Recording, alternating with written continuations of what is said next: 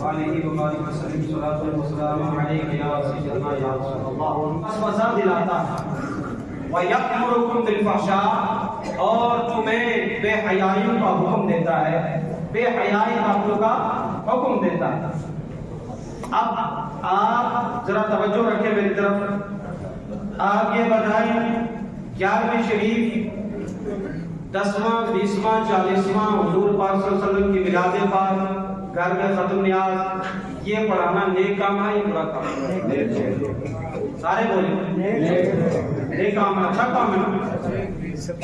لیکن ایک شرط ہے اس نیک کام کے لیے، آپ کی زکات جو فرض ہے وہ ادا ہونا چاہیے، عشر آپ کے نکالا ہونا چاہیے، قربانی آپ کی ادا ہونی چاہیے، تبھی یہ سارے معاملات آپ کو، نماز آپ کی پابندی سے ہونی چاہیے. یہ آپ کی اگر فریضہ ادا ہے تو پھر آپ کے یہ کام جو میں نے آپ کو کیا بتائے ہمارے رواج کے 11ویں شریف کرنا، ختم شریف پڑھانا، میلاد شریف کرنا، ختم نجات شریف پڑھنا، یہ سارے کے سارے کام کیا ہے؟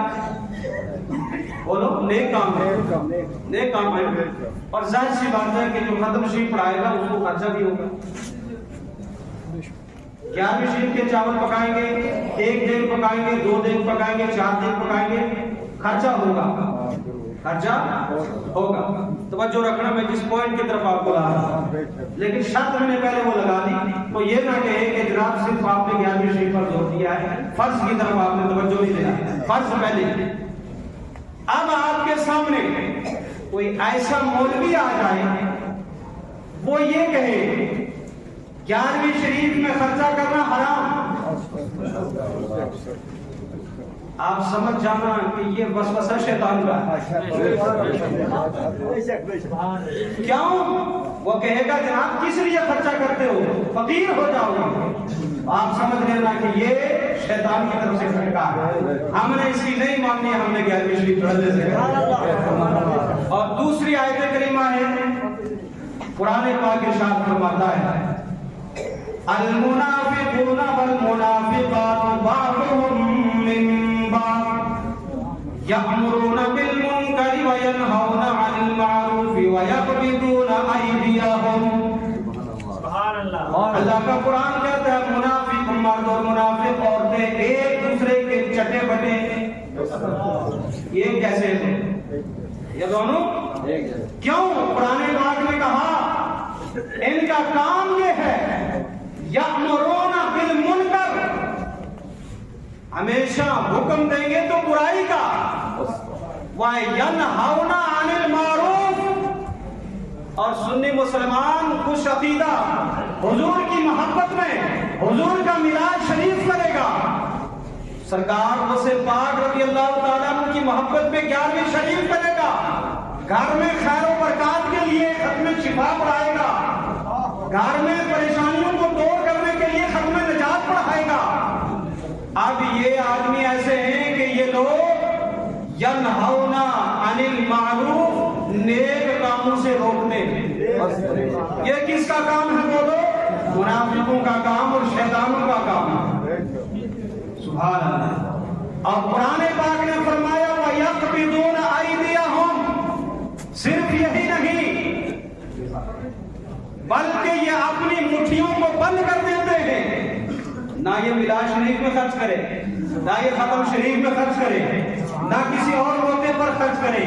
لیکن جب وہ سنی پڑھائے تو بوٹیاں کھانے میں سب سے زیادہ آگے ہوگا. خرچہ سنی نے کیا ہے. جب تمہارے نزدیک یہ حرام ہے کھاتے کیوں ہو؟ تو قرآن نے کہا ان کی بات نہیں سننی، تم نے رحمان کی بات سننی ہے. اور رحمان نے کیا فرمایا؟ والمؤمنون والمؤمنات بعضهم اولیاء بعض. مومن مرد ہوں یا مومن عورتیں ہوں وہ ایک دوسرے کے مددگار ہیں. ان کا کام کیا ہے؟ یأمرون بالمعروف وینہون عن المنکر، یہ لوگوں کو نیکیوں کا حکم دیتے ہیں اور برائیوں سے روکتے ہیں. اگر کسی کے گھر میں فاقہ کشی ہو تو کہتے ہیں صدقہ و خیرات کرو، ختم شریف پڑھاؤ، نظر و نیاز دو. اللہ تعالیٰ اس واقعے کو ختم فرمائے. تو ہم نے اس قرآن پاک کی آیت پر عمل کرنا ہے انشاءاللہ.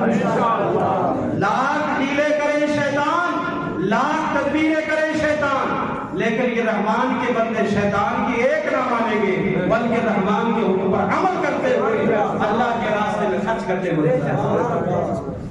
اللہ پاک ان کو سچی سمجھ عطا فرمائے، ورنہ تو دیکھو فرمایا اس آیت کریمہ کی تفسیر میں کہ جو بندہ بخیل اور کنجوس ہوتا ہے اس کا مال یا تو بیماری میں خرچ ہوتا ہے یا مقدمہ جات میں خرچ ہوتا ہے یا کسی دنیاوی مشاغل میں خرچ ہوتا ہے، اس کو توفیق ہی نہیں ہوتی کہ اس کا کام جو ہے اس کا پیسہ نیک راستے میں خرچ ہو، یہاں تک کہ جب وہ دنیا سے جاتا ہے ہاتھ خالی جاتا ہے، ہاتھ خالی جاتے ہیں، وہ افسوس کرتا ہے، کبھی افسوس منتا ہے، افسوس میں اپنی پراپرٹی بنا کے تو گیا، اب میری پراپرٹی پیچھے بچے اس پہ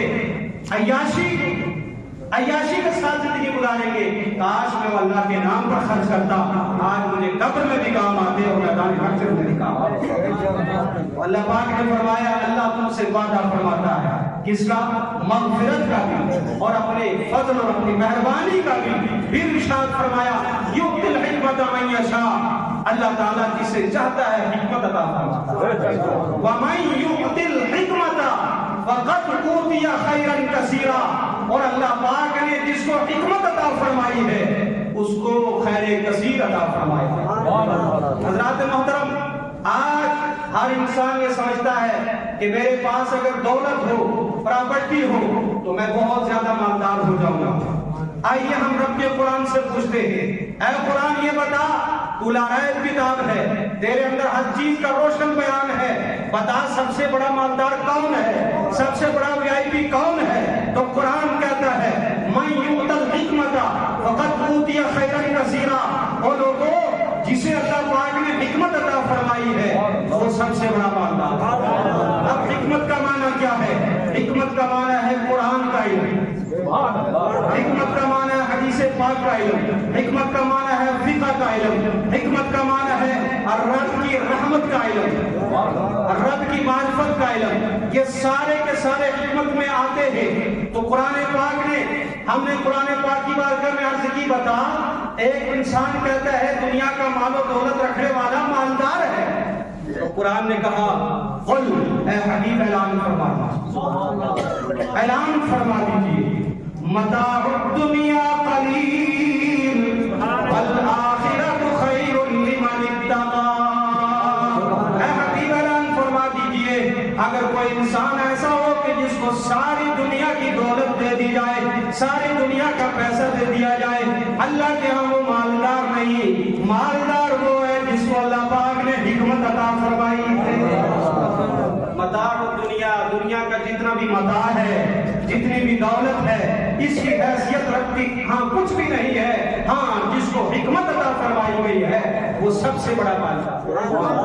لہذا جو علم رکھنے والا ہے، جو قرآن کا علم رکھنے والا ہے، اور آپ کتنے خوش نصیب ہو کہ ہر جمعے کو قرآن پاک کی تفسیر سنتے، رب کی حکمتوں کے جو دریا بہ رہے ہیں اس میں سے اپنا برتن بھر لیتے ہو، اس سے بڑی مالداری کوئی نہیں، اس سے بڑا کوئی جلسہ نہیں، اس سے بڑی کوئی بھی دولت نہیں۔ لہذا قرآن پاک نے فرمایا من یؤت الحکمت فقد اوتی خیرا کثیرا، اور قرآن پاک نے فرمایا وما یذکر الا اولو الالباب۔ یہ ہر ایک کو سمجھ نہیں آئے گا یہ جو باتیں ہیں نا، ہم کہہ رہے ہیں کہ دنیا کا مال و متاع کچھ نہیں ہے، دنیا کی دولت کچھ نہیں ہے، دولت دنیا کے اقتدار کچھ نہیں ہے، دنیا کا عہدہ کچھ نہیں ہے، یہ اسی کو سمجھ میں آئے گا جو عقل والا، اور عقل بھی رب کے فضل کے علاوہ نہیں آتی۔ اللہ تعالیٰ ہم سب کو صحیح سمجھ عطا فرمائے۔